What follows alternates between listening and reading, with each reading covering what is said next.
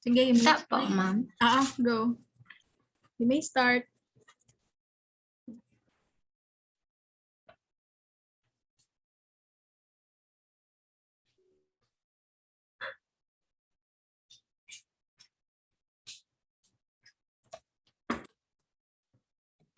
Okay, who will be the first one to report? I'll be grading you for the recitation.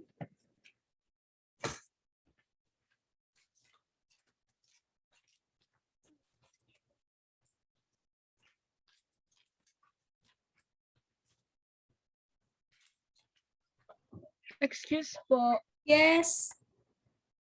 Ma'am, kasi po si Henry dapat yung first na magsasalita pero parang nawala po ata siya. Wala siya.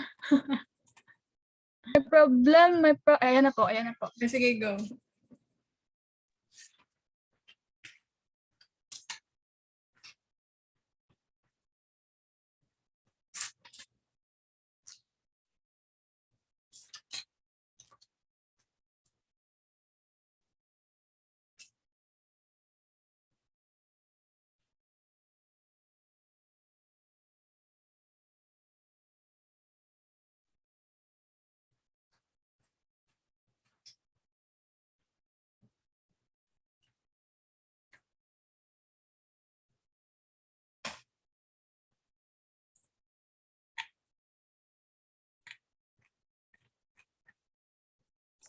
Okay, so good morning, ma'am. Good morning, everyone. So we are the group 1. We are about to report about the basic laboratory techniques and apparatus, which is our activity 1 for this subject.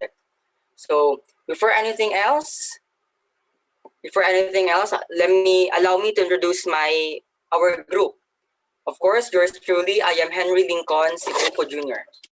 Together with me are my group mates, Santi Abing, Mariam Alodaine, Mariel Cabantud, Dinah Jane Dugo, and Glyza Iglesias. So the objectives of this report are the following. First, to define the different laboratory techniques applied in chemistry. Second, to identify and examine the different apparatus used in the laboratory. And last, to determine the use of different apparatus.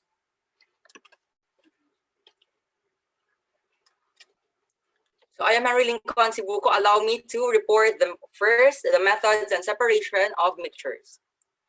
So the first method is the decantation. Decantation is a process for the separation of mixtures of immiscible liquids.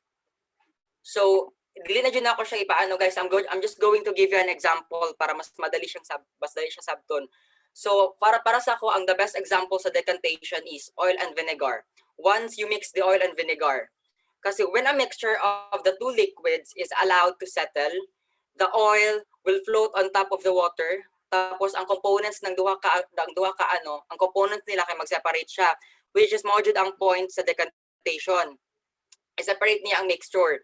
Tapos ang kana man gud nga mixture ng oil and vinegar, the lower the density, babapod kayo ang murag sa isa ka component. So ang oil jud ang mutaas, tapos ang vinegar jud ang mababa. Kay mas taas man ang density sa vinegar, tapos mas lower man ang density sa oil. Tapos muna ang point sa decantation, which is separate niyang isa ka mixture. So second method is the filtration. So the filtration is the process in which solid particles in a liquid or gaseous fluid are removed by the use of filter medium.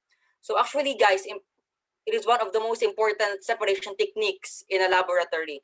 Apaka-common niya kasi sa everyday life natin. Kasi na-apply siya through mechanical, minsan in physical, tapos biological din, na-apply siya. So, halimbawa, mechanical. So, ang pinaka-ano sa mechanical kay mga miners. Filter, gilig mo sila mag-filter. So, ang ginagamit nila is belt filters para i-filter nila tong mga nakuha nila, tapos para makuha nila tong mga precious metals. Through using filter medium. Ang filter medium nga ilang ginagamit is belt filters. Tapos sa biological na po, sa to ang mga ang pinaka-nindot nga nga example is kidney. Kidney, mamagod na siya ang filter sa mga toxic waste sa tuwang lawas.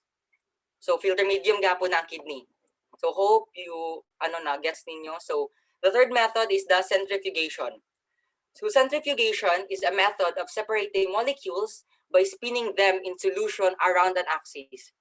So ang kaning technique guys kagatabang siya para ma-separate ang mixtures by applying centrifugal force. Dira na siya gikuha ang centrifugation nga term centrifugal sa centrifugal na force. So tagaan ta mag-example para dali na po siya sabton. Example, sa mga gapanlaba di ara, washing machine tapos namoy dryer. Kana. Halimbawa gapanlaba mo tapos you are about to dry the wet clothes. Pag spin drying nimo na ang mga wet clothes, gamit ang centrifugal force sa washing machine, gina-separate niya ang liquid, ang tubig dito sa imuhang mga salina para mag-dry siya. So, hope you get it. Next.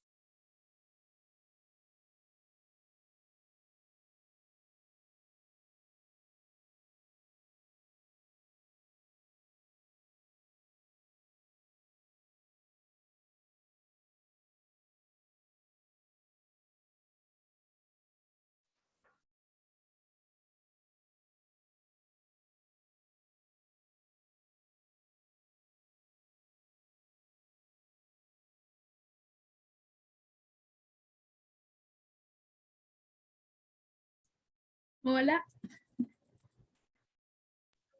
Opo. Na-disconnect po ata, ma'am. Let's wait for a few minutes. Kasi makabalik siya dayon. Pero pag dugay na gyud niya di siya makabalik, let's move on sa second part ha.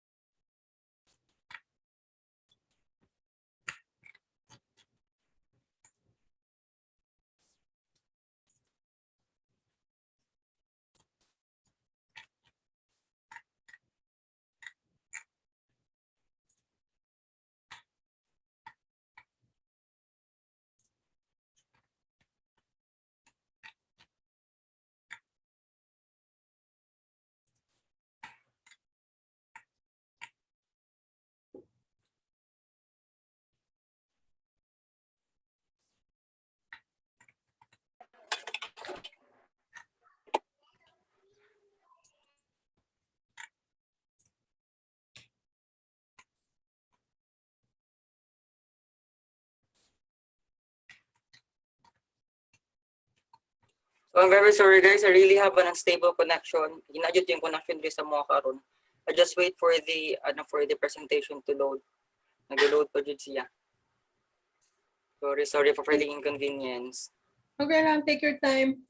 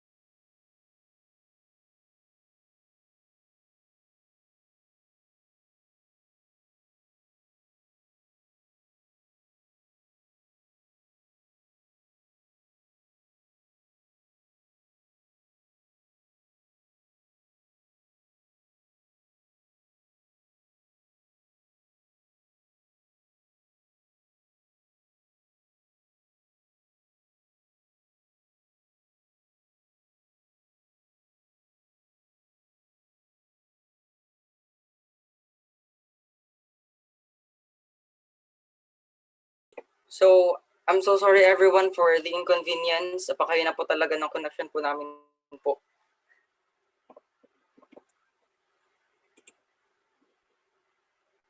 Can you hear me? Yes, go. You can continue. Thank you po, ma'am. So, the fourth method is the extraction using a separatory funnel. So, extraction using a separatory funnel is a process in which one or more components are separated selectively from a mixture. The feed or the phase 1 by means a liquid immiscible solvent of the phase 2. So I'm just going to, of course, first explain what is separatory funnel. A separatory funnel is used for separation. It separates the components of a mixture into immiscible solvent phases, which is the point of this method, to to separate components of a mixture into two phases, solvent phases. So ang pinaka the best nga example para sa kuan is nako-list din nga example making tea. Pagbotog siya First water is placed in contact with tea bags. First move. And the tea in the extracted tea leaves into the water of using preparatory panel. Ang first niyang ginaano kay ang tea ginabutang gina-contact siya sa tea bags. Tapos ang tea gina-extract na pud niya sa tea leaves para makabuo sila to mixture tapos i-separate na pud nila. So the number 5 method is sublimation, fifth method is sublimation. So sublimation is the conversion of a substance from the solid to the gaseous state. So ang sublimation, ang example nako diri kay ang dry ice, which is a frozen form of a carbon dioxide. Dry ice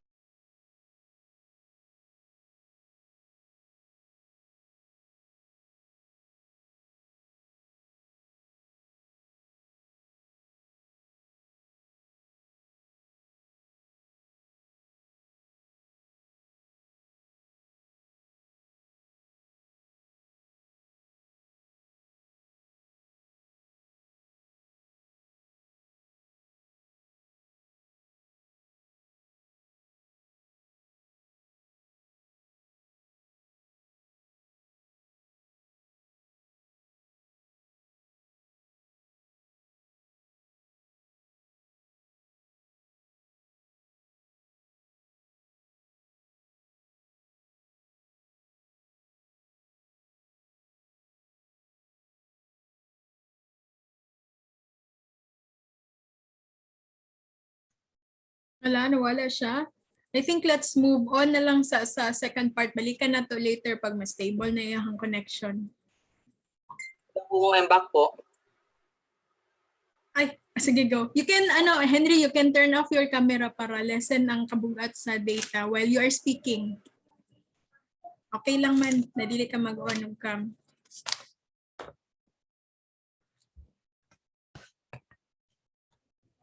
Okay. Okay, Sige go. okay, sublimation. So, okay, again, ang ginahatag na kong example diri kay dry ice, which is a frozen form of carbon dioxide. Anong dry ice man? Kay once gi-expose man gud mo ang dry ice sa air, gaano jud siya directly change, gina-direct jud niya change ang yang phase. From solid state nga dry ice siya to gaseous state, which is visible siya as fog. Once gi-expose man gud nimo ang dry ice, mahimo sa air, mahimo na siyang fog, which is point po diri sublimation. Ang sublimation man gud gina-convert niya ang substance na solid to gaseous state. So solid ang dry ice, tapos once gi-expose nimo siya sa air, mahimo siyang gas, which is fog. Sublimation. 6 is evaporation. The process of turning from liquid into vapor. So mo siya pinaka-famous jud nga nga method, evaporation. So kay man gud, mora man gud ang liquid man gud gina-turn na niya into vapor or into gas. Example, drying clothes under the sun, kung gapang labata tapos basa gahalay ta, taod-taod, awa na mauga kay nag-evaporate na ang water nga gikan sa tuang sanina. Another one, ironing of clothes. Ironing of clothes tapos basa ang imo, tapos once gi-iron nimo, mauga na siya. Kay it's because of the heat, nag-evaporate ang liquid. Other one is melting of ice cubes.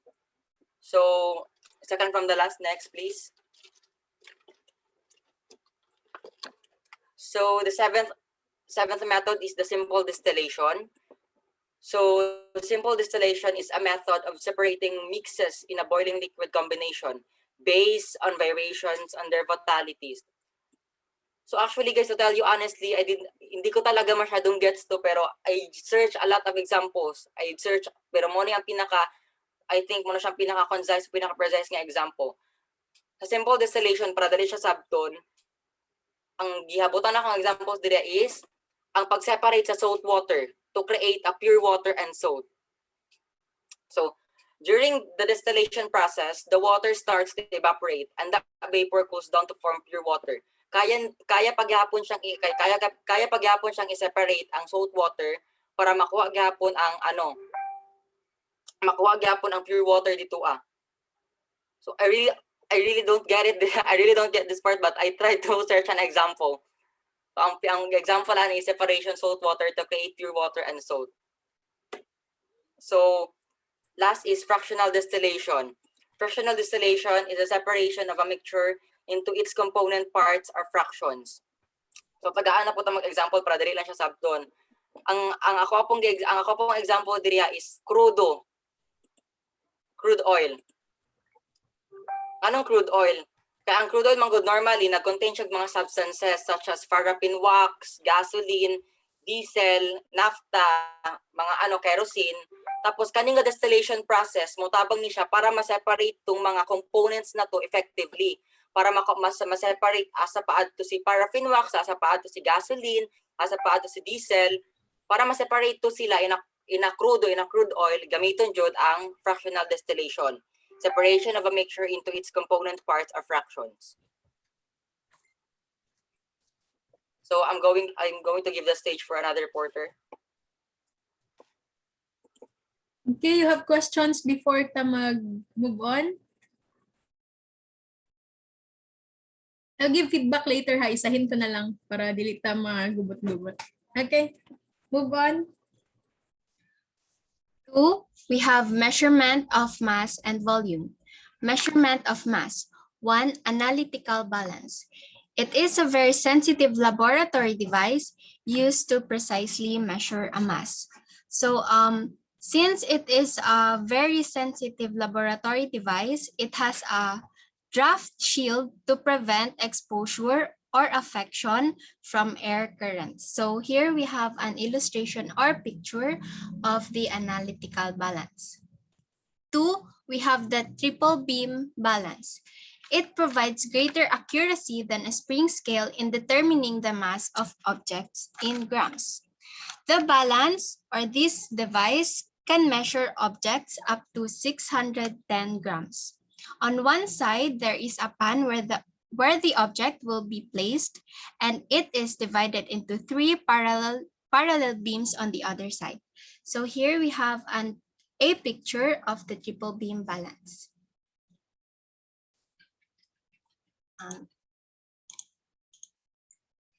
Next, we have the measurement of volume. 1, graduated cylinder. A narrow cylindrical container used to precisely measure the volume of liquids.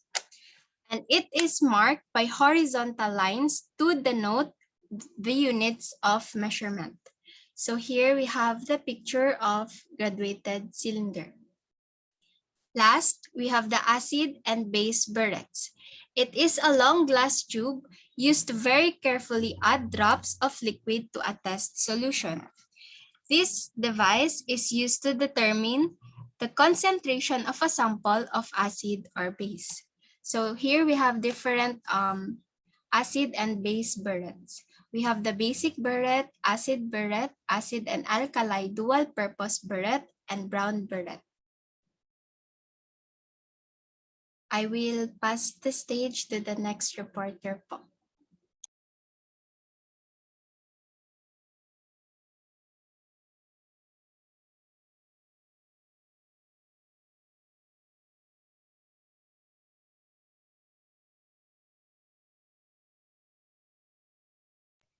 Okay, so next in line we have the heating samples. So in heating samples, for direct heating, we use the Bunsen burner. Bunsen burner is a gas burner usually used as a heat source in a laboratory. So basically, this is the instrument we use when we heat samples in lab. Here are the steps on how to light a burner. First, check if the rubber tubing is properly connected to the gas tap. We know that anything related to fire is dangerous. That is why upon using or lighting the burner, first we need to check it if the rubber tubing is properly connected to the gas tap to avoid leakage. Next is close the air hole using the collar. This is to avoid air from entering the burner. Next is turn on the gas tap. Once Next is ignite the lighter just above the barrel. So once the burner is lit, this is now the time that we will going to adjust the color to open the air hole until the blue flame is seen. Next is the types of flame. The Bunsen burner can produce 3 types of flame: the yellow, blue, and bright blue flame in the center. The yellow flame or the luminous flame is known as the coolest flame among the three. But that doesn't mean na kay siya ang coolest, kung pwede na nato siya gunitan. It is still hot, but among the three, siya tong lesser na init. Next is the blue flame or the non-luminous flame. It is hotter, as what I have said, than the yellow flame, and it is more stable. So first, when we lit the Bunsen burner, since naka-close pa ang collar, basically, ang ato ang fire na makita is the yellow flame, and then medyo more siya nagasayaw-sayaw, lihukan. But when we adjust the collar, tapos makita na nato tong blue flame na ato ang gina-aim na gamiton, dila na mas more stable siya compared sa yellow flame. The next is the bright blue flame in the center. It is considered to be the hottest, and we can see this flame when we are going to open the collar of the burner, like open good buo, allowing a generous amount of air to enter. Next slide, please.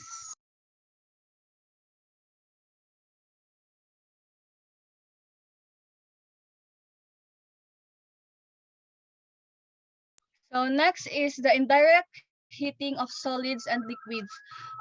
Water baths. It is a laboratory equipment that is used as a heat source for heating flammable chemicals instead of an open flame to prevent ignition. So water bath is used to incubate samples at a constant temperature over a long period of time.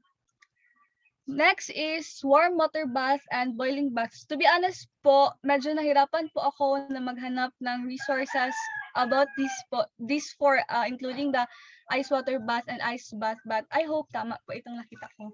So warm water bath is known to be heated by a gas or an oil boiler, a combination of solar, thermal, and gas or oil boiler. Next is boiling water baths. Similar to the domestic heating storage system, it has two systems in heating up the water through heating coils or heat exchanger. Next slide.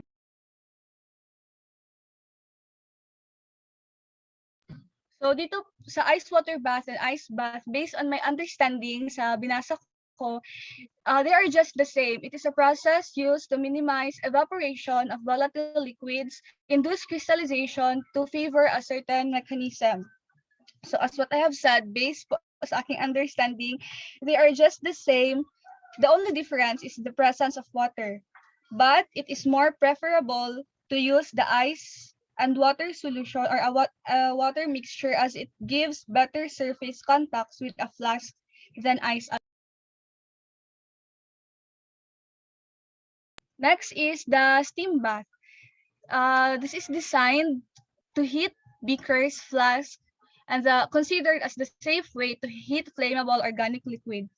So it is an instrument used to heat beakers and flasks.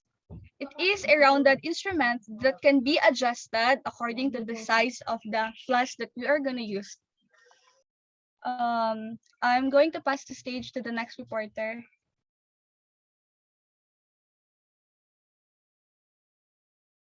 So good morning once again. My task is to discuss about miscellaneous methods. So first is trituration. It is a process of chemical analysis in which the quality of some constituent of sample is determined. So it is in organic chemistry, trituration is a process used to purify crude chemical compounds, soluble impurities.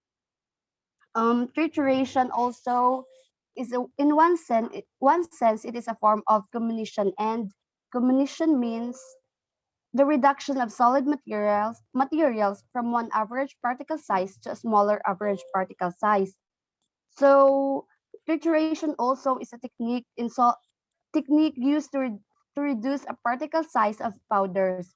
And it is a solid liquid extraction technique used to separate soluble impurities from a finely ground solid product.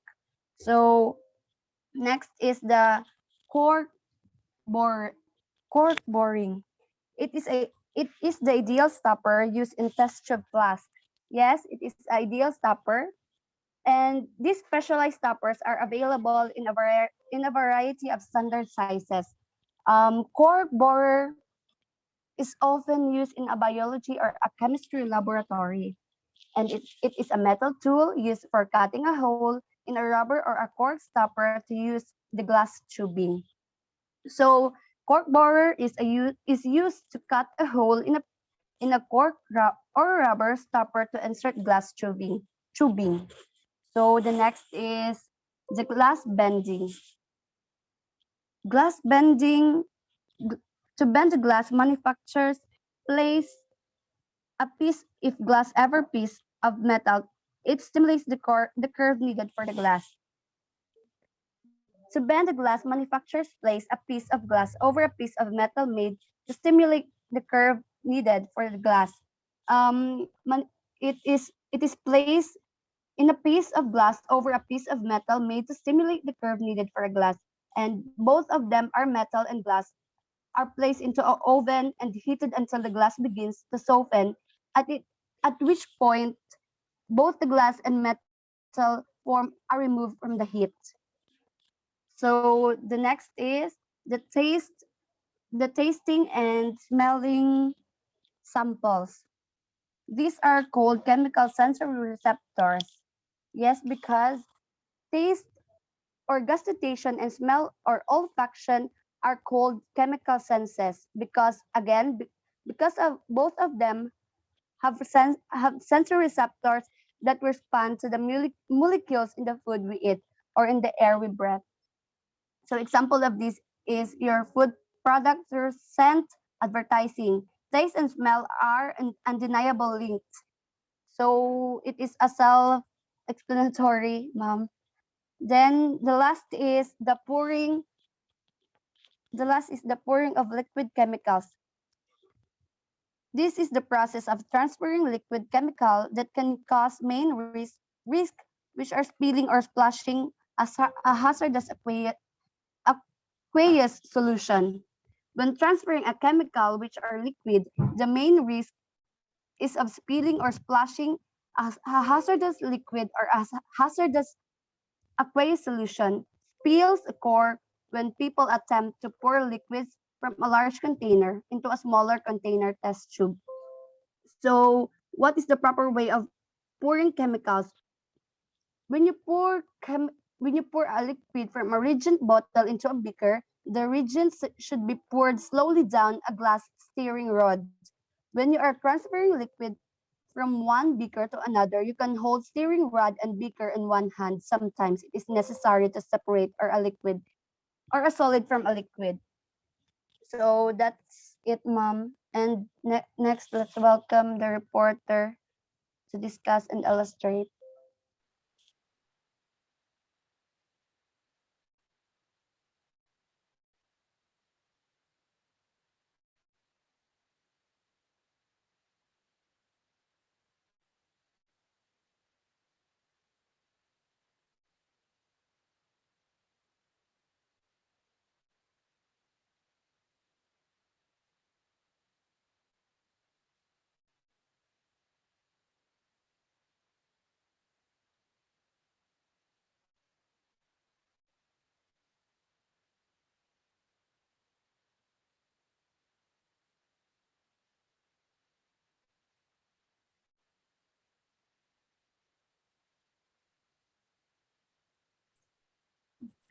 Who's next?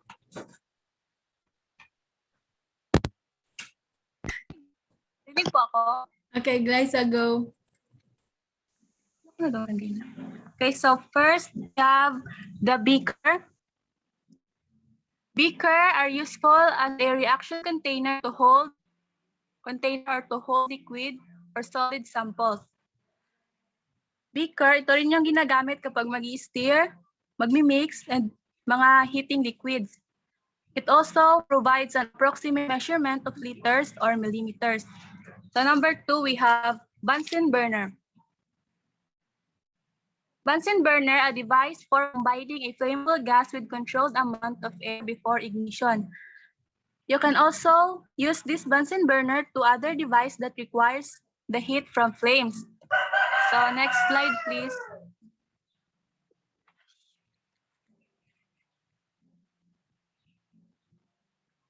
Number 3, we have the Bunsen pumps, used for storing, mixing, and heating small amount of chemicals.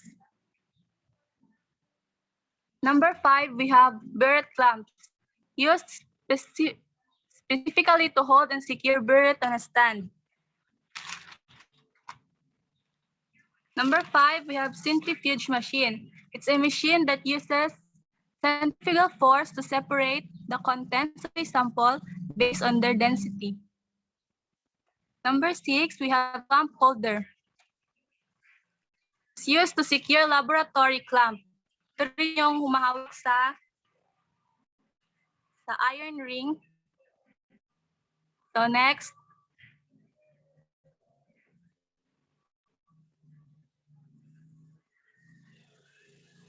Number 7, we have condenser, used to condense vapor by cooling them down. It also allows high pressure and temperature refrigerant vapors to condense and eject. Meron ring 3 types of condenser, which is the air-cooled, evaporative, and water-cooled condensers. So number 8, we have crucible tongs.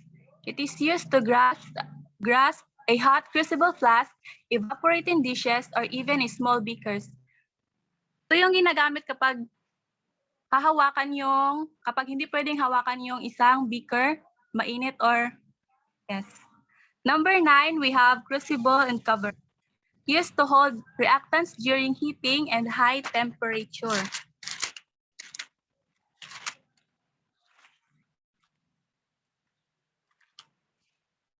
The crucible lid cover is to ensure that nothing enters during the reaction and that nothing also leaves during the reaction. So number 10 is distilling flask. It's used for separating a mixture of liquid with different boiling points through evaporation and condensation.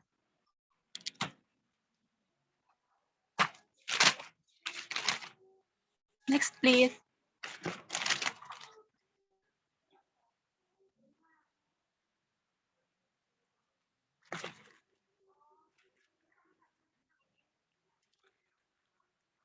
Number 11 is Erlenmeyer flask, used to contain liquid and for mixing, heating, cooling, incubation, filtration, storage, and other liquid handling process. So self-explanatory naman siya. Number 12 is evaporating dish, used to hold substances that are being melted or evaporated.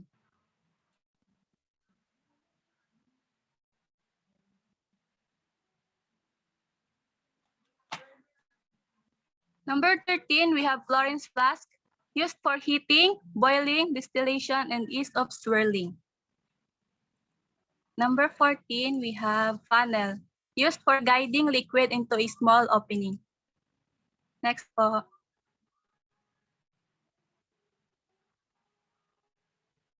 Number 15 is we have the iron ring. Iron ring is used for supporting apparatus above the work surface. So iron ring is mao ni siya katong ginabutang sa iron stand para patungan sa beaker or yes. So Ms. Dugho, please continue. So, okay, as we continue, we have here the iron stand. The iron stand supports the iron ring when heating substances in a flask. So, iron stand supports the iron ring when heating substances or mixtures in a flask or beaker using a Bunsen burner. Iron stand used in supporting apparatus above the work surface. So the example of it is our glasswares like flask or funnels upright in a stand. It is to support the iron ring while the glasswares is being heated during the experiment. So next, we have the laboratory thermometer. Laboratory thermometer is used to measure temperature with a high level precision for application.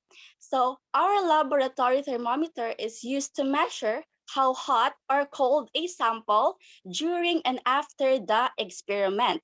So it is just you are going to measure how hot or cold the chemicals are your samples during and after the experiment. It is also used to measure to also know if the solution can be touched or not. So next, we have a mortar and a pestle. It is used to crush, mash, or grind materials. A mortar is a vessel in which substances are ground or crushed with a pestle. So the mortar is yung bowl niya, and a pestle is a small club-shaped tool. A pestle is a tool used to crush, mash, or grind materials in a mortar. In solid state of chemistry, a mortar and pestle is often used to prepare reactant for solid state synthesis. So they are typically made from ceramic or stones. Then the example of chemicals used to crush in a mortar and a pestle is pesto, Caesar dressing, guacamole, and so on. But I didn't research about that one, but those are its example of the solid chemicals. So next, we have here the reagent bottles, amber and colorless. They are intended to contain chemicals in liquid or powder from the form to store in cabinets. So reagent bottles, also known as media bottles or graduated bottles, are containers made of glass, plastic, borosilicate, or related substances and topped by special caps or stoppers. They are intended to contain chemicals in liquids or powder formed from laboratories and stored in cabinets or in sheets. So our reagent bottles is used to store chemicals in liquid or in a powder form. They are generally made up of glass and plastic. So our reagent bottles, as you could see there are two different colors, which is the second is what we call the amber reagent bottles, the brown ones. It is used in storing sensitive chemicals. The amber bottle helps to protect chemicals from excellent UV rays, which may cause changing of components of the content. It is by spoiling. So with the help of our amber reagent bottles, the contents cannot be spoiled. So next is our rubber tubing. It is used to connect the apparatus to allow flow of liquid, solid, or gas. So our rubber tubing is often connected to a condenser. So our condenser is a laboratory tool used in the process of distillation.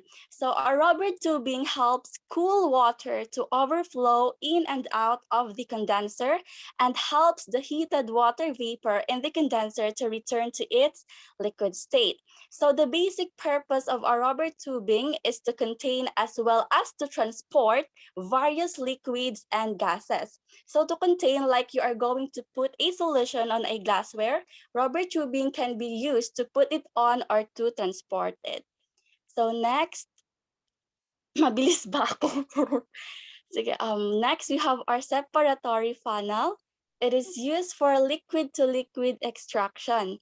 So our separatory funnel is used in separating a mixture's components into two solvent phase of different densities. So it is used to separate immiscible liquids. When two immiscible liquids are placed in a separatory funnel, two layers are seen. So yung mga examples ng ating immiscible liquids are the oil and the water.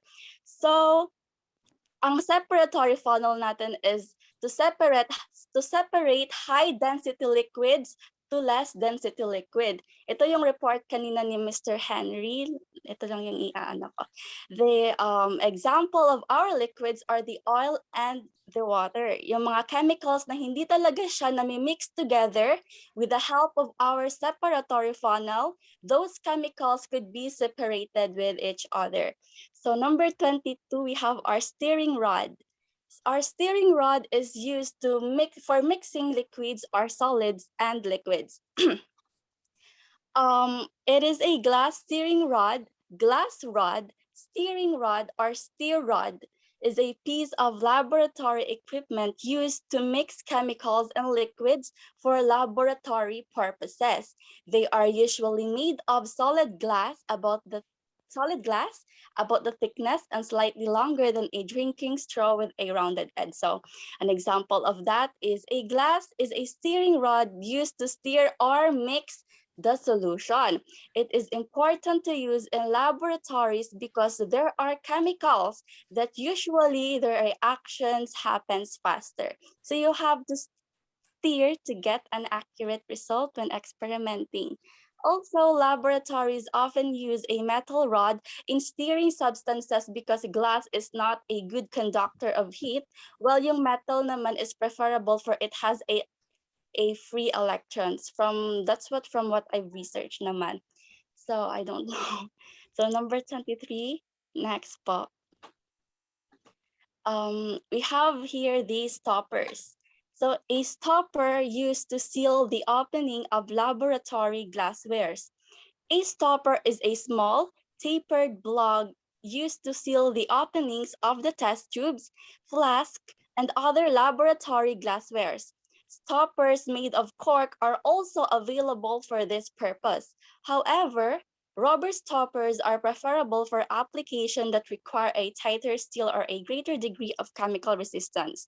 For our cork stoppers and rubber stoppers, much preferable po ang ating rubber stopper sa mga substances po na matataas ang degree ng chemicals, for it has a tighter seal than to our cork stoppers. But both of them naman can be used and functional in the laboratory. So ito pa, example is that yung mga substances nga na masyadong delikado or sensitive while nag-e-experiment, you can use the stopper to avoid it from spilling if ever something happens during the experiment. Less risky din siya and helpful to those chemists or scientists who are going to do their experiments. Also, to store chemicals, you can as well use rubber or cork stopper. Next is our test tube holder. Where am I? Test tube holder. So it is used for holding a test tube in place when the tube is hot. So for example, a test tube holder can be used to hold a test tube while it is being heated as well. And while pinapainit mo siya, you can use a test tube holder as a support to your test tubes that contain solution. So I hope you can, ano naman siya siguro. Next, we have our test tube rock. It is used to hold multiple test tubes upright at the same time. So our test tube rocks are laboratory experiments used to hold upright multiple test tubes at the same time. Upright means yung matuwid, in an upright position like that. They are most commonly used when various or different solutions are needed to work with simultaneously. Kapag marami na nirarun na test, you can use this test tube rock, for it may help a lot. And for safety reasons, it is used for safe storage of test tubes and to ease the transport of multiple tubes. Kasi to avoid such accidents like spilling of samples because of transporting it simultaneously, our test tube rock is helpful for storage and support on our test tubes po. So I have here also na the example of it is parehas naman silang support the ating test tube holder and our test tube rock, but the test tube rock can hold multiple test tubes uprightly and could be used in different tests, while the test tube holder can only support one test tube. Sana ano ko lang, sa pag-intindi ko lang po siya. Then next is our test tubes. It is used to hold, mix, or heat small quantities of solid or liquid chemicals. So test tube holder are widely used by chemists to handle chemicals, especially for qualitative experiments. So the test tube is are the perfect shape and size to hold small amount of substances, usually liquids, and they are manipulated in some way, such as placed over the flame of a Bunsen burner. So the example of it is to handle chemicals nga used in experimenting or when heating a solution. Our test tube is one best functional tool that we can use. So number 27, we have our triangular file. Next spot, please. Triangular file. It is used for trimming and sharpening edges. Our triangular file is specialized tool for trimming and sharpening edges. Its unique three-sided design makes it a great tool for sharpening hard-to-reach places such as saw teeth. I've researched the meaning of the saw teeth, and I've read that it is a tool used in dental laboratories. I didn't go deep about it, so I can tell if it is right. Pero hindi rin ako sure sa use talaga ng triangular file sa laboratory. So ano lang, yung na-research ko lang, it is used to transfer solid chemicals and weighing sa ating watch glass. It is used to grind down materials or sharpen items or to scratch glass or our file. So next we have our tripod. It is used to support the flask and beakers during the experiment. So this tool is commonly used to conduct experiment in the laboratories. It is used as a platform to hold and support glassware such as beakers and flasks during experiment or when the glassware is not used. Yung tripod naman is yung ginagamit in holding or storing big glassware such as the beakers and or any laboratory tools. Kasi ito yung the wire gauze is nilalagay siya dito sa tripod, and yung ating mga flask or beakers is nilalagay dito sa big ng sa hole sa gitna ng ating wire gauze, and it is heated by heated by our Bunsen burners for test and everything ang buhat. Joke lang. Tapos 29, we have our watch glass. Our watch glass is used as a surface to evaporate liquids, hold solids while being weighed, or as a cover for beaker. So our watch glass is a circular concave piece of glass, as you can see naman sa ating illustrated picture. Illustrated yan, charot. So it is used in chemistry as a surface to evaporate a liquid to hold solids while it is being weighed. Example of it is our solid chemicals. Ginagamit ito siya for timbang. I don't know. Hindi ko talaga siya na-research ng maayos. So, number 30, we have a wire gauze. It is used to support the glassware, laboratory equipments during heating process. So, ayan nga yung sinabi ko kanina. Ayan siya. So that would be all. I am going to give the stage to Mr. Henry. Sorry, ang dami kong na-research. Thank you po. Okay. Sige, next. Isahin ko na lang after ang feedback. So for the guide question, so the question is why it is important to identify the use and for function of the apparatus. So in my point, every one of us should be knowledgeable enough on how to use a certain equipment or an apparatus properly inside a laboratory or in some places. Why? Because if you do not know the function of a certain apparatus, then we use it, surely it can cause harm. We are not just put ourselves in danger, but also the others. Always think prevention is better than cure. Let us just rely on our background knowledge, seek for more information, and identify the use of the apparatus for it is a must. Safety first. Next. So for me, it is important to identify the use or function of the apparatus for us to avoid risks and hazards during the conduction of experiments. With the proper knowledge of the use of these different kinds of apparatus, we will be able to know how to use this correctly and efficiently, and for us to ensure to have an effective experiment.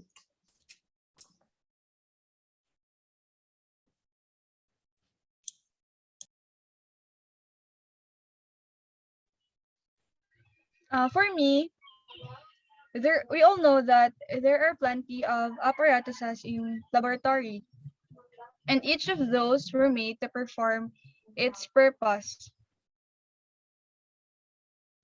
It is important to identify the function of laboratory apparatuses in order for us to use it properly and effectively.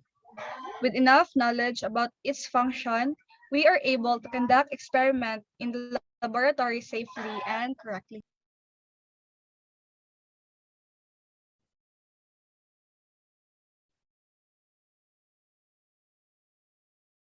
So, conclusions. Laboratory apparatus basically plays an important role in science and education, therefore should not be treated as toys. So next, So like what the previous person said, these types of apparatus plays an important role in the laboratory, and all these apparatuses are so fragile that we really need to handle it with care. So next.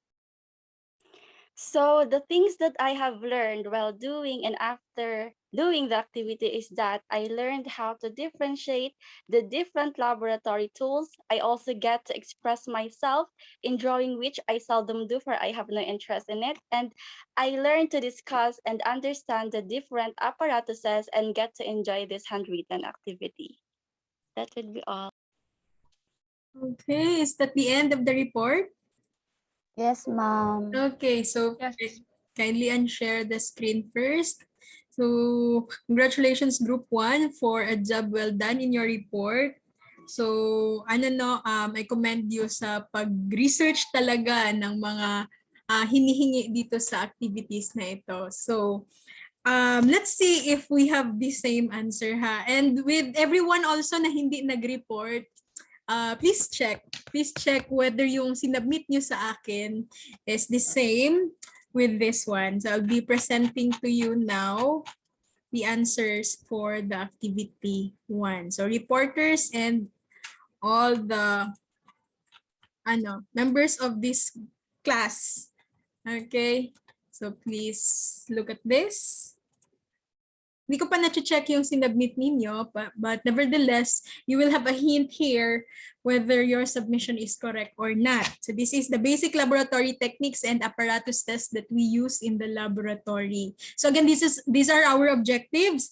The reporters have already defined the techniques in the laboratory, especially in chemistry.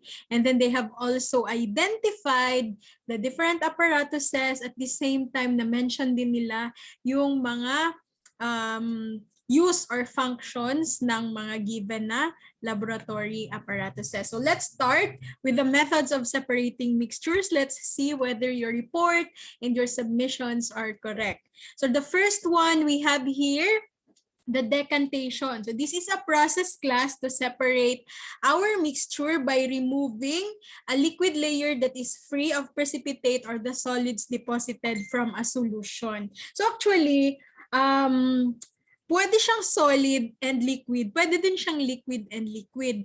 The key word here is gravity. You have to let the example kung solid and liquid siya, you have to let the solid settle at the bottom first and then get rid of the liquid above. So ana lang ang decantation. So parehas gud nang maglungag mo.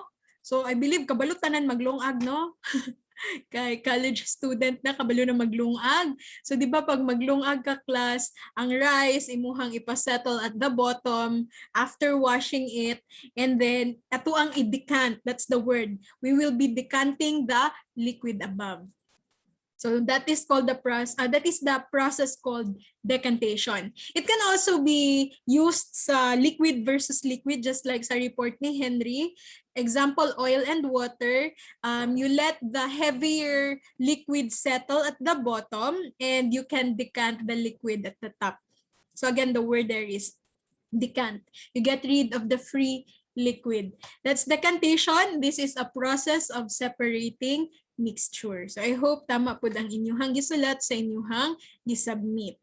Now the second method here is called filtration using a filter medium. So in the laboratory, ang pinakaginagamit natin na filter medium is the filter paper. So just like in the illustration in your screen, the filter paper is actually attached sa funnel, and we can separate also liquid and solid mixtures here, wherein we will pour the whole mixture and then the solid substances will remain in the filter paper as they cannot pass through sa pore sa filter paper, and the liquid will just be placed or i-receive siya ng ating receiver. In this case, the receiver is an Erlenmeyer flask. So again, filtration is done using a filter medium. So it can be a filter paper.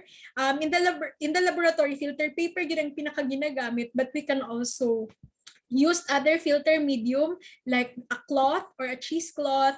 Meron din tayong mga, what do you call that? Yung salaan gani na may mesh. So pwede po na siya gamiton as a filter medium. But nevertheless, it's the filter paper that is always used in the laboratory. Now, another method of separating mixture is called centrifugation. So as medical technology students, in your higher years, you will be acquainted with centrifugation. You will always use this machine. This machine looks like this one na nasa screen.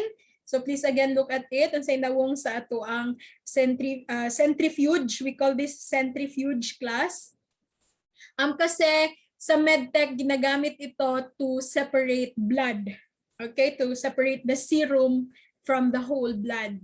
So nilalagay yun siya sa test tube. So as you can see inside, merong mga lalagyan ng test tube na maliliit. And then tama din yung report ni Henry kanina na this will be rotated. Meron tayong centrifuge rotor. Mag-spin ito siya. And then the heavier substances will settle at the bottom after having it rotated. So mag-settle na siya and we can just decant the liquid above. So ingana ang gamit ni centrifuge. Pwede po ni siya gamiton jud sa blood as medtech students. Again, to separate the serum. And then this is extraction using separatory funnel. Class, ito yung tinatawag natin na separatory funnel. Wait lang. Let me write sa screen. So again, this is what you call the separatory funnel.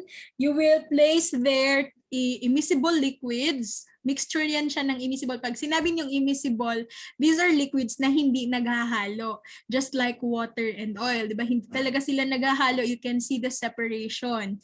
So ilalagay natin dito class yung mixture ng dalawang immiscible liquid. And then you will see the layer there.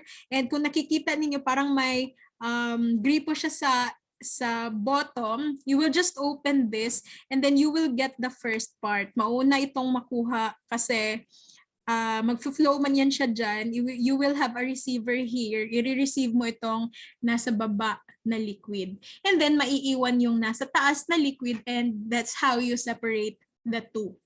Again, this is extraction using separatory funnel. So this one is an iron clamp para to hold the separatory funnel, and this is the iron stand. So later, actually sa report nila, kung nakinig kayo, sinabi na nila ano yung present na nila anong mukha ng iron ring and the iron clamp and ano yung gamit nila. And then we have here the sublimation. Sublimation is a process of turning back the solid into gas without the formation of an intermediate liquid phase. So just like my example a while ago, yung sa mothballs na it's a solid substance and then After that, magiging gas lang din siya. Hindi na siya dadaan sa liquid na phase. The process again is called sublimation. Now, evaporation. So sa laboratory, this is how we do the evaporation. We will apply heat so that the liquid part will become a vapor. So mag-evaporate siya, and then kung ano man yung solid dyan, maiiwan siya here sa evaporating dish. So this one, itong porcelain na ito na laboratory apparatus is called evaporating dish. This is where we place our substance to be evaporated. Okay, maiiwan dyan ang solid. Siyempre, this one is the so-called Bunsen burner. This is the tripod. As you can see, this is the tripod here. And for us to have a platform kung saan natin ipapatong yung ating glassware or ating evaporating dish, we will use the wire gauze. So this is how the wire gauze look like. Meron siyang mga mesh, and then sa gitna, meron siyang parang puti sa gitna. Lalagay natin dyan yung ating glassware. And at the same time, yung puti dyan sa gitna can actually regulate the heat. Kasi para hindi siya masyadong mainit kung direct siya sa Bunsen burner. And then this is the simple distillation setup. We can also separate mixtures here. Meron siyang dalawang part. As you can see here, we have the mixture, ilalagay siya dito sa flask, and then mag-a-apply tayo ng heat at the bottom. And then the first process is boiling and evaporation. So sa mixture natin, this one is for the liquids ha, liquids ito. So ang first class na liquid na magbo-boil and mag-evaporate, siya yung mauuna dito maging gas, and then yung gas niya ay pupunta sa condenser. So this part here is called the condenser. Remember, when you say condensation, you are transforming a gas back to its liquid na phase. So itong gas, 'di ba, naging gas siya dito, and then pagdating ng gas dito, magiging liquid siya ulit, and i-receive siya ng receiving flask. That is called distillation. And then yung maiiwan dito, syempre, yung huling part ng mixture mo na pinaka-last mag-evaporate. So kung marami sila, mauna talaga yung pinakaunang mag-evaporate, mauna mo siyang kuha dito sa receiving flask. Then after some time, susunod na naman yung next naman na part or component ng mixture mo, magiging gas din siya, mako-condense, and marireceive din siya sa receiving flask. So this is again just a simple distillation or a simple distillation setup. Actually, if meron tayong face-to-face class, you will be doing this in the laboratory, wherein you will be asked to separate mixtures of liquids. And then I think this is the last one for the separation of mixtures. We have here the fractional distillation. So sa fractional distillation, tinatawag siyang fractional distillation kasi maraming component ang mixtures mo dito. And then by fraction, we will get the different components, isa-isa. Pero actually, yung method na ito also follows the evaporation and condensation processes of the simple distillation. You will still place your sample here. We will apply heat, and the one that will boil and first mag-evaporate will go out here as a gas, and then pupunta sa condenser, and then magiging liquid na naman. And then after some time, fraction by fraction man, so titingnan itong temperature dito. Example, the second component will boil at 70 degrees Celsius, so siya ang next nating makukuha. Kaya tinawag siyang fractional distillation. Actually, this is the process na ginagamit nila in processing the crude oil. So dito sa Pilipinas, wala tayong source sa oil, pero yung mga Middle East na mga countries, 'di ba, marami silang oil doon. Kukunin nila 'yon sa baba ng lupa, And then crude oil ang tawag kasi hindi pa siya napaprocess. Pero after nilang makuha ang crude oil, mag-undergo yan siya class ng fractional distillation. So mag-a-apply sila ng heat, and sa crude oil, ang unang mag-e-evaporate, take note of the temperature, at 25 degrees Celsius, mag-e-evaporate si petroleum gas, and siya ang unang makukuha from the crude oil. And then after that, from 25 to 60 degrees Celsius, ang next na makukuha from the crude oil sa ilalim ng lupa na magpa-fractional distillation is ang gasolina. Ang gasoline na ginagamit natin sa ating mga sasakyan. And then 60 to 180 degrees, we have the naphtha, 180 to 220, the paraffin, 220 to 250 degrees Celsius, we have the diesel, ginagamit din natin sa mga sasakyan. And then 250 to 300, we have the fuel oil. And then 300 to 350 degrees Celsius, the lubricating oil. And the last one will be the bitumen, or yung tinatawag nating asphalt or aspalto. Nilalagay natin sa mga daan, di ba? Yung black na medyo slippery. So yan yung pinaka-last na makuha from the crude oil. And that is the reason why we have different types of oils na ginagamit. Pero isa lang ang source nila, yung crude oil na kinukuha sa ilalim ng lupa. Pinaprocess lang siya na ma-separate lahat ng klaseng oil na andyan sa crude oil. Again, the process is called fractional distillation. Any questions so far about the separation of mixture ng mga methods? Wala. So kasi nabutaan yung mga processes na to. I hope ito din yung mga naisulat nyo doon sa inyong submission. But anyway, I'll read that. If hindi naman exactly the same, pero the thought is the same, the idea is the same, okay lang yun, tama pa rin yun. Next, measurement of mass. Ang ginagamit natin sa laboratory to measure mass or weight of our substances, we have first the analytical balance. This is highly sophisticated and highly sensitive na balance. That is why meron siyang takip dito, both sides. Pwede mo siya actually i-open para mapasok mo sa loob yung i-weigh mo. Pero i-close mo siya dapat because this is very sensitive that even air, pwede niyang ma-weigh. So, pwedeng magbago yung measurement ng inyong weight dito kung magkakaroon ng air. So, kailangan talaga siyang i-close. Okay? So, sa kanyang, itong part na ito yung parang, ano niya, monitor. Doon mo makikita yung weight ng substance na wini-weigh mo for the analytical balance. Now, this one is a triple beam balance. You will place here the substance na i-weigh mo, and this is not automatic. Kaya siya tinawag na triple beam balance kasi meron siyang tatlong beam dito. Ito, you have the first one, the second one, and the third beam here. I-move mo ito until mababalance siya dito sa merong mark dito na balance na siya. And then i-add mo yung weight ng tatlong beams, and that will be now the weight of your substance na nilagay dito. So kagaya lang siya ng balance na ginagamit natin for some clinics na hindi digital ang ginagamit na kiluhan. Pag magpakilo guga para kabalo ka sa imong weight. So di ba na mga digital ang ginagamit ng patindugon ka dito and then i-move. So ana pud ang triple beam balance. So ginagamit pud nato na siya to weigh chemicals. Now for the measurement of volume, ang pinaka ginagamit natin is the graduated cylinder. Different sizes ito. Marami siyang sizes. Merong maliit na graduated cylinder, merong malaki.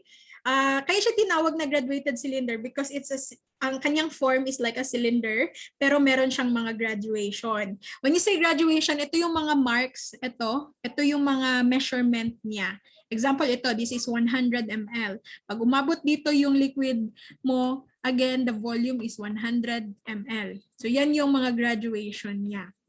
But take note that if you read the volume of liquid, tapos clear ang liquid, walang color, transparent, you have to measure it using the lower meniscus. Wait. Wait lang, let me fill in. What do I mean by the lower meniscus? Example, this is our graduated cylinder.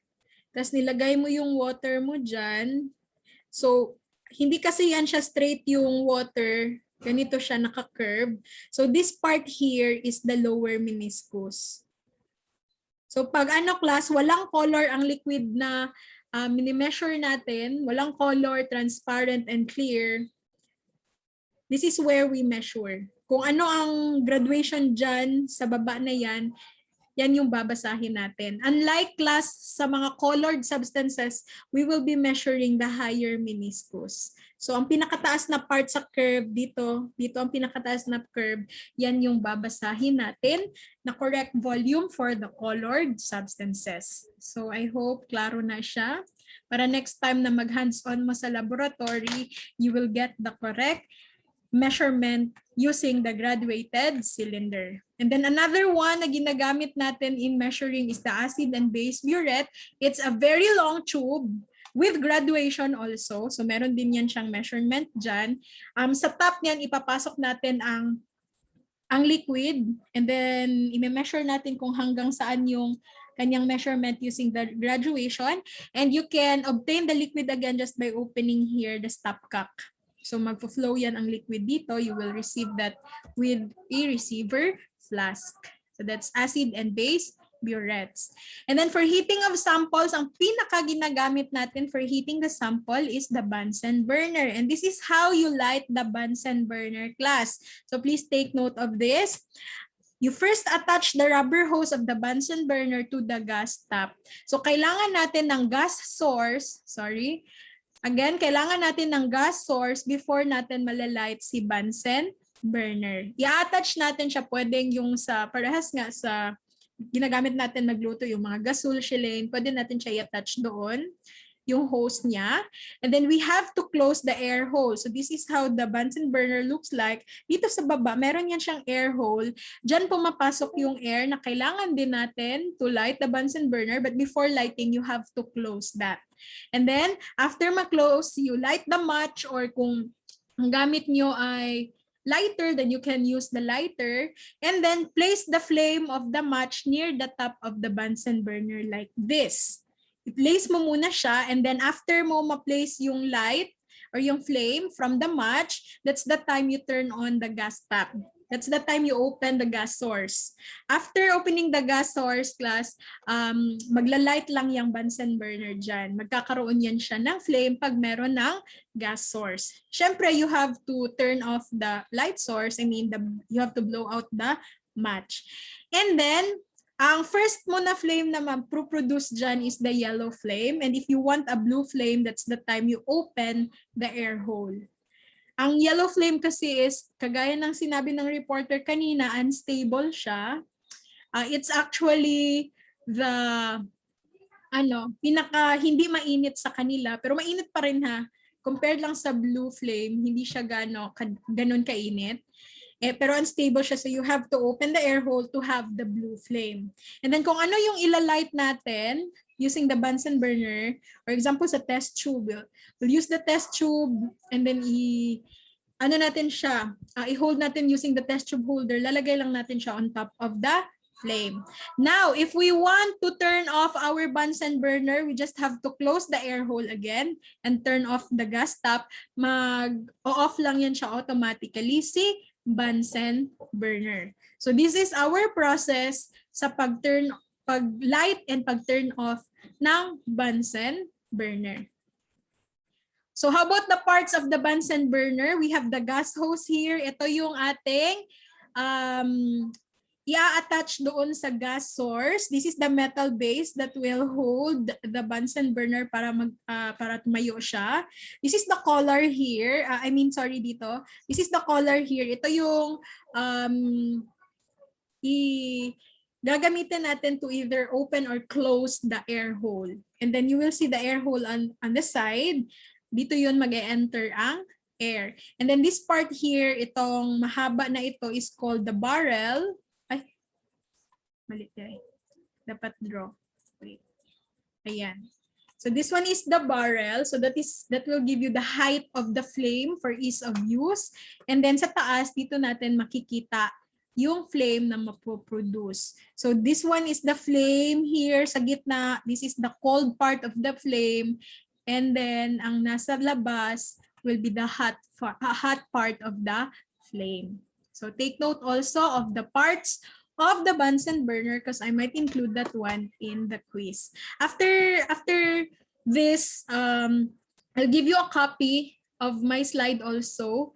And yung reporter, you may also give copy sa inyong report sa classmates ninyo. Just upload your slides doon sa GC natin. Okay, sa GC natin i-upload. Ito, I'll upload this one sa Schoology.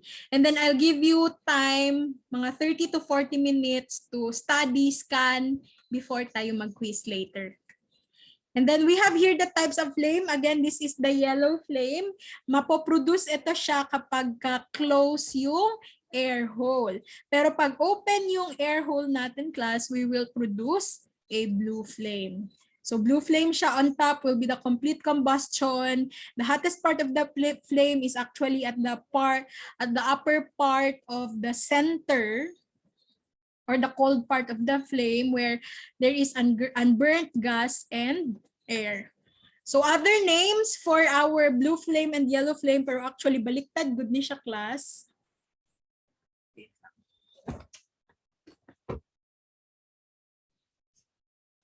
Oh, let me check. I think this is baliktad.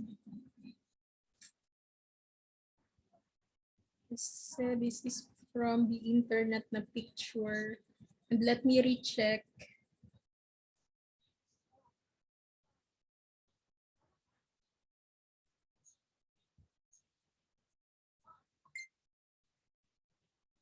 Wait lang.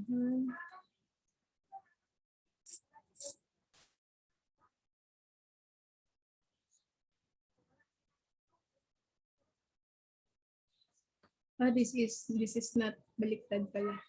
This is correct.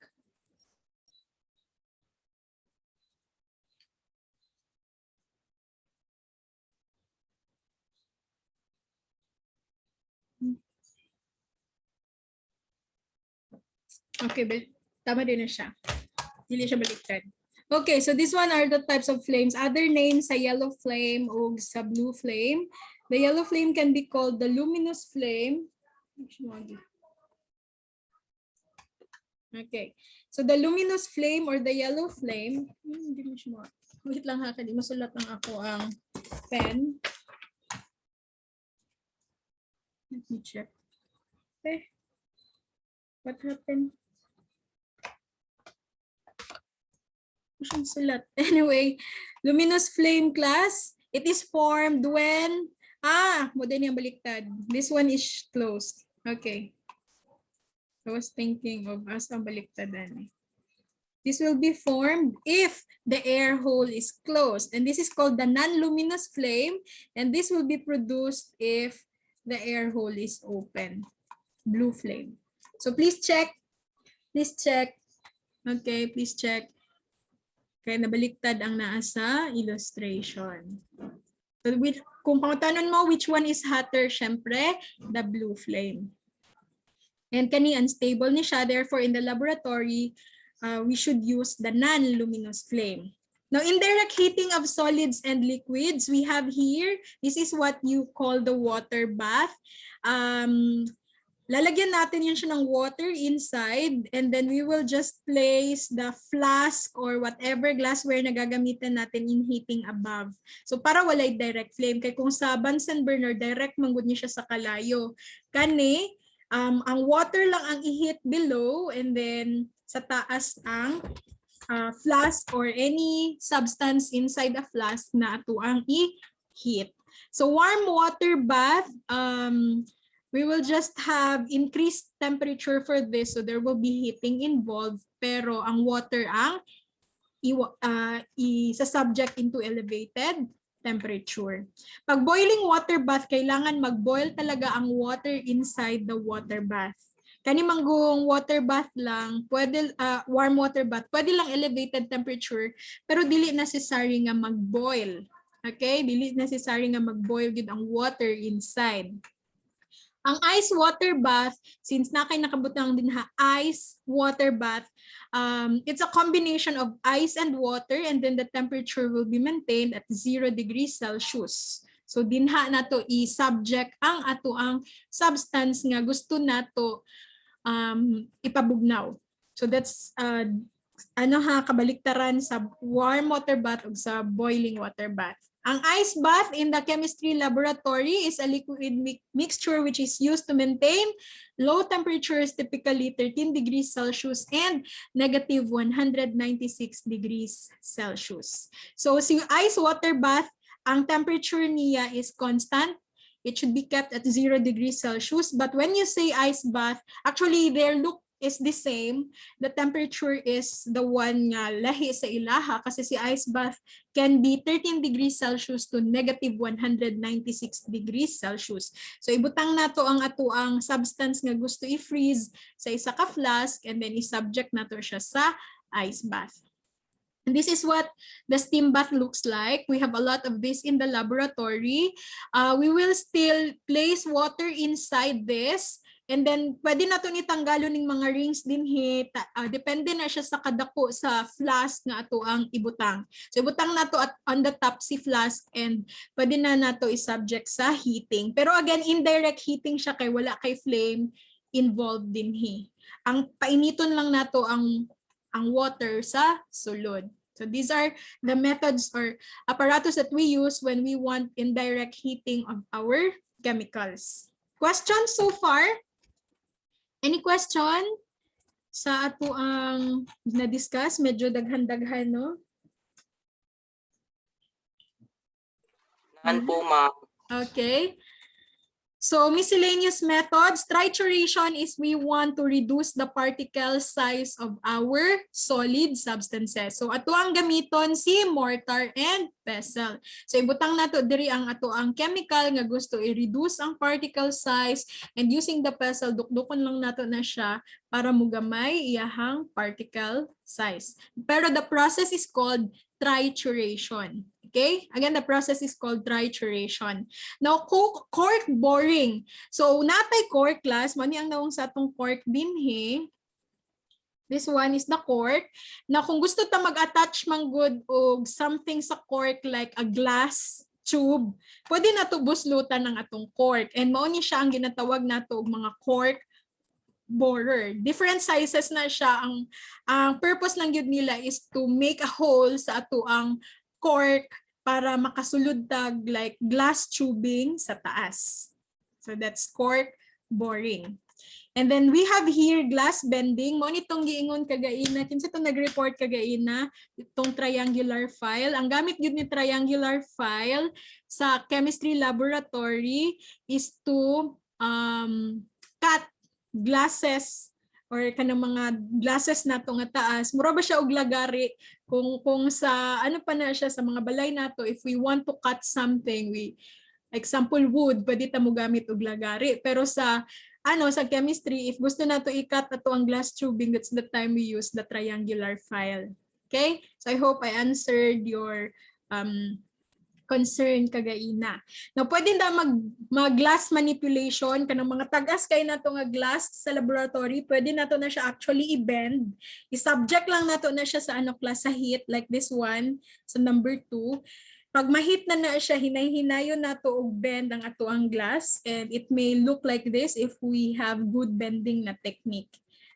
Ang kaning sa taas, poor bending technique ni siya. Na mga times nga gina-require ang pag-bend ng good. So, I don't know kung na-experience ninyo na siya sa laboratory. Pero this is just by the aid of heat. And if we want to cut our glass, we will be using our triangular file. Now, tasting and smelling of samples. Please take note, not all chemicals ang pwede i-taste ha. Gamay ra kayo na atong chemicals nga pwede i-taste. Most of our chemicals class, dili gid nato na pwede tilawan. Most of them are highly corrosive and at the same time they are poisonous and makasunog.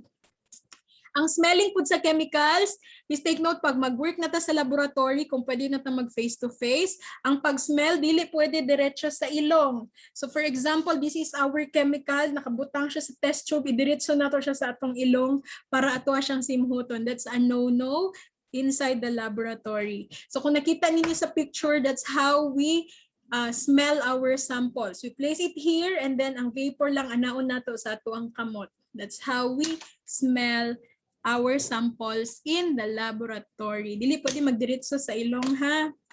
Okay, and then pouring of chemicals. If mag-pour ta og chemicals sa ato ang Erlenmeyer flask or mag-transfer tag liquid into a narrow vessel, mas gamay siya og kanang opening na flask, always ta nagagamit og funnel for that. Okay, funnel na siyang ato ang ginagamit. Pero naay mga times kung dako lang ang opening sa ato ang transparent nga glassware, we can use our steering rod to aid the flow of the liquid. So na-mention na kagaina sa reporter. Okay, now for our beaker, for our laboratory apparatus, this is how the beaker looks like ha. So be acquainted kasi the quiz might require you to name apparatuses nga ang gihatag na ko picture. So again, this is the beaker. Ginagamit na siya to store, mix, and heat liquids. Though na siya graduation, pero take note, we don't use the beaker in measuring volumes of liquids. Ginagamit lang yun siya to hold or to contain liquid samples or to store them or to even heat them. Pwede po nato ibutang nato ato ang chemical dinhi and then i-subject nato ni siya sa Bunsen burner or sa water bath for heating. So this one again is our Bunsen burner na ginagamit to heat our materials sa experiment. If we want to have direct nga heating, direct just sa flame. So please take note of the different parts of the Bunsen burner. And then this one is our iron stand with iron clamp. Kani nga part dinhi, kani siya, this one is the iron stand. And then we will attach the iron clamp here sa iyaha para mag-hold sa ato ang mga glasswares para dili sila mga tumba. Kani ang iron ring, pwede na to ibutang dinhi ang kaning bottom part sa atong dili na to siya ipatong. Pwede ta mo butang og wire gauze and then ipatong na to atong glassware dinhi, and then the upper part of the glassware will be held by the iron clamp. Okay, para stable, dili mahulog, dili mga buak, and so on. And this is the burette clamp. So this one is specific for the burette only. You still have the iron stand, but the clamp is different for the burette. So diri na to ipatong, ay iipit atong burette para magtindog siya tarong, di siya mahulog. So different na sila sa iron clamp. And then So ma'am, excuse me po. yes. So ang proper pronunciation po nun is burette po, hindi bure. Actually, it's bure. Yung Bisaya man ta burette. Ay, ako. Actually, it's bure. Bure yun na siya, pero burette is actually accepted. So, pero ginahimo na lang ako ng joke na Bisaya man ta, so burette. Pero actually, it's bure.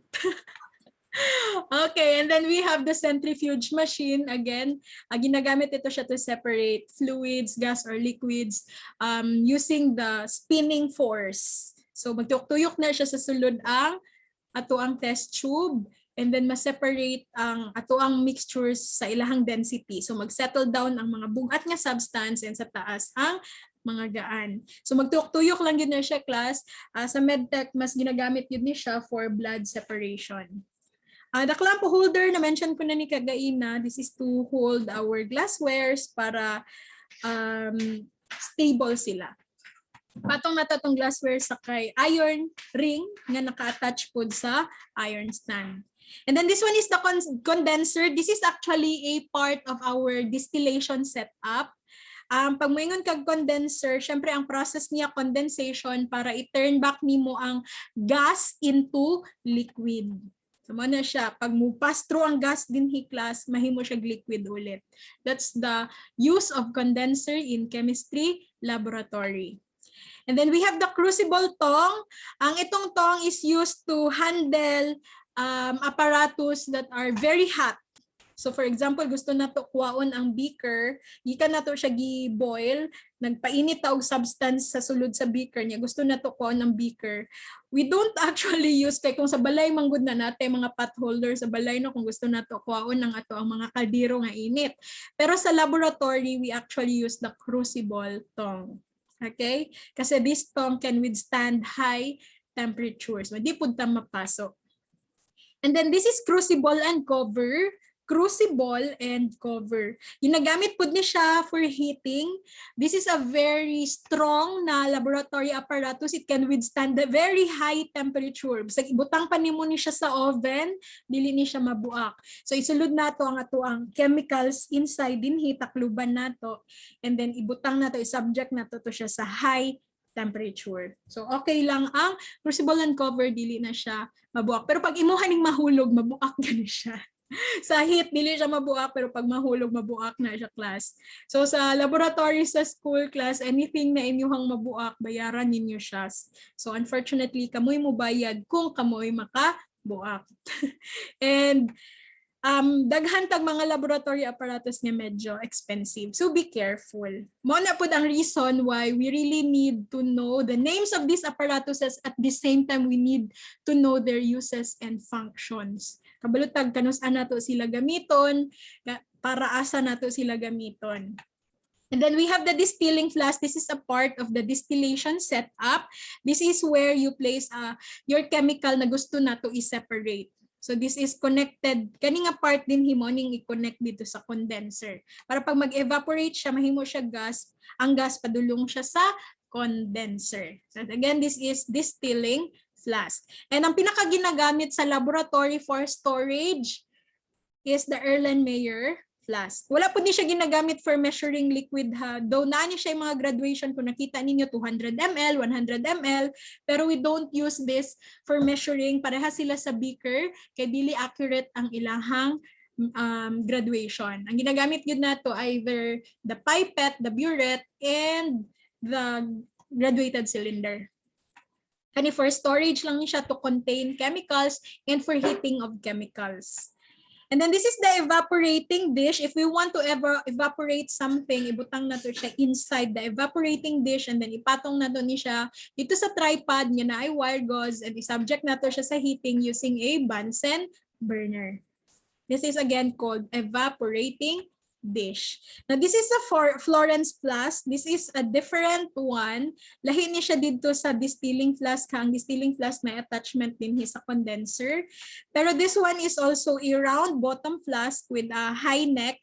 Pero pwede gihapon siya gamiton for distillation. Na lang siya ilahi nga attachment sa taas. Pwede po siya for boiling. Basta inyong tandaan, this is a flask with a round bottom and medyo mahaba na neck. Pero flat na, mahaba na neck, round iyahang bottom, pero ang diri, pwede siya motindog actually kay flat ni ang pinaka-bottom niya. Unlike the distilling flask nga, dili nini mo siya pwede ipatindog, class, nga siya lang, kasi round good niya siya all throughout. So, muna ilahang difference ni Florence flask. This is a funnel. Siyempre, ginagamit natin ni siya as aid when we want to transfer liquid. Pwede po natin siya during filtration, i-attach na to si filter paper din. Nevertheless, you know funnel, you even have funnels in your home. Nagamit sa inyong mga mama for gusto siya magluto or something. Pero we also have funnels sa chemistry laboratory. And this is the iron stand with the iron ring. I have already stated this. Ang iyahang gamit kagaina. We have different sizes of the iron rings. Depende man gud sa flask nga atong ipatong dinhi kung unsa pud kadako. This is a laboratory thermometer. Siyempre, ginagamit nato siya to measure temperature with high accuracy. So, dili ni siya pareha sa thermometer nga ginagamit nato in measuring body temperature. This one can measure a very high temperature, even 100 degrees Celsius and mas taas pa. Ato ang body temperature, mubo lang ang gina-measure na temp. Kaysa body temp lang man. This is a mortar and pestle. This is mortar here sa baba, and then kaning ginagamit pang dukdok, man siya ang pestle. So ginagamit natin ito to reduce particle size, to crush, grind, and mix solid substances. And then we have the reagent bottles. Do not forget na kaning brown colored bottles are called amber glasses. So ang purpose ana is to store chemicals that are sensitive to light. Natay daghang chemicals class nga pag ma-expose sila sa light, maguba sila. So we store them in amber bottles. Kung makakita mo og amber colored bottles class, mao na iyahang purpose to protect the chemicals from light. Kung dili man sensitive ang chemicals sa light, pwede ra nato siya ibutang sa colorless nga reagent bottle. Again, this is where we store our chemicals. And then we have here additional lang ni siya. This is a rubber hose. This is the hose we use to be attached in the Bunsen burner and then dito sa gas source. Okay, again, that is called a rubber hose. And this one, again, is a separatory funnel. I think I have mentioned this one a while ago. If we want to separate liquids. So mag-separate man to siya in different layers. Ang layer sa baba, mao'y una natong makuha. Steering rod, syempre ginagamit to mix chemicals. So nga na lang siyang nawong ni steering rod. This one is a cork or a stopper. This one is a rubber stopper here, while this one sa baba is a cork. So parehas silang ginagamit as seal for our containers. So pwede na to na siya pang taklob. Tapos kagainan natin cork borer, di ba? If we want to have a hole here, pwede na to gamiton tong cork borer na to. This one is a test tube holder. From the name itself, you should know unsay gamit niya, syempre to hold our test tube. This one is a test tube rack. This is where we place our test tubes para ma-store sila and to make it upright, para magtindog atong mga test tubes. And syempre, these are our test tubes, mga different sizes ni sila. This is where we do the testings. Kung gusto natin gustong ipa-react, ginabutang natin na siya sa test tube. But this can hold small amounts of chemical only. And this is the triangular file. So, mura siya glagari inside the laboratory. We can use this to first cut glasses, but we can also use this for trimming and sharpening of edges. Mura gud sa kuko class, mga girls, di ba, pag limpyo kasi mong kuko natay, file nga ginagamit, nail file para matarong ang edges sa atong kuko. Ingana po ang triangular file. If natay gusto i-sharpen nga edges, we can use this one. And then the tripod to support our flask if we want to heat something sa ilalom ang Bunsen burner, ginabutang.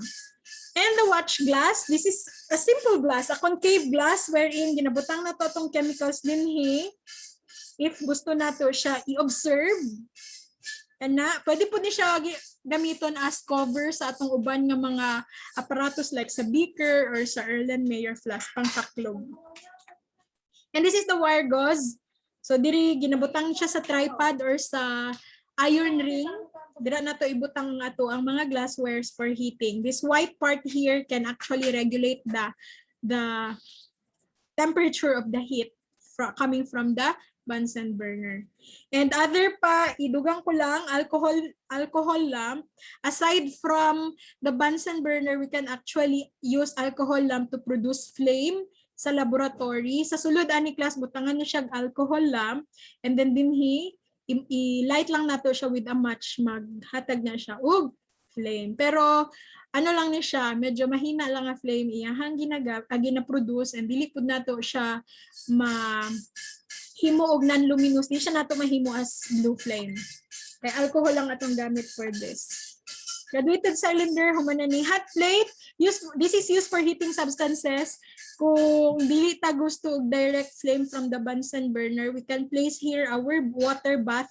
So na water sa sulod, and then the heat will be coming from the hot plate.